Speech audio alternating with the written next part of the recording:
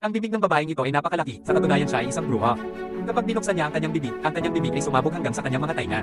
Pagkatapos ang bruha na ito ay nakakakuha ng isang batang lalaki na nagngangalang Sam at hinahila siya patungo sa kanya. Maraming mga mangkukulam na magkasama ang may hawak ng mga kamay at binti ni Sam at naglagay ng isang mahiwagang gamot sa tainga ni Sam. Ito ay isang gamot na lumiliko ang mga tao sa mga daga. Dahil sa mahiwagang gamot na ito, ang katawan ni Sam ay nagsisimulang nanginginig ng masama. Nakikita ko maling lahat ng mga mangkukulam ang nagsisimulang maging masaya at pagkatapos ay biglang lumipad si Sam sa hangin. Ang mga bula ay nagsisimulang lumabas sa kanyang katawan dahil sa kung saan lumingon si Sam at kapag nagsimula siyang bumagsak, ang mga damit ni Sam lamang ang naiwan doon kung saan ang isang daga ay natigasid at lumabas.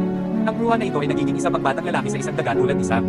Nang makita si Sam na tumatakbo palayo, nahuli ng bruha si Sam at sinimulan ang pagkagumit sa kanya ng isang martilyo, ngunit sa pamamagitan ng hindi pagkakamali ang martilyo ay tumama sa bruha. Sinasamantala ito, dalawa pang daga kasama si Sam ay tumakbo sa isang pipe at upang mahuli ang mga ito, inilalagay ng bruha ang kanyang kamay sa pipe ngunit ang mga kamay ng bruha ay nadurog sa isang tagahanga na nagdudulot ng sakit.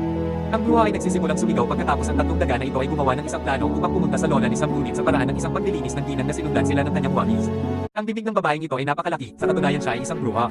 Kapag binuksan niya ang kanyang bibig ay sumabog hanggang sa kanyang mga tainga. Pagkatapos ang bruha na ito ay nakakakuha ng isang batang lalaki na nagngangalang Sam at hinahila siya patungo sa kanya. Maraming mga mangkukulam na magkasama ang may hawak ng mga kamay at binti ni Sam at naglagay ng isang mahiwagang gamot sa tainga ni Sam. Ito ay isang gamot na lumiliko ang mga tao sa mga daga. Dahil sa mahiwagang gamot na ito, ang katawan ni Sam ay nagsisimulang nanginginig ng masama. Nakikita ko maling lahat ng mga mangkukulam ang nagsisimulang maging masaya at pagkatapos ay biglang lumipad si Sam sa hangin.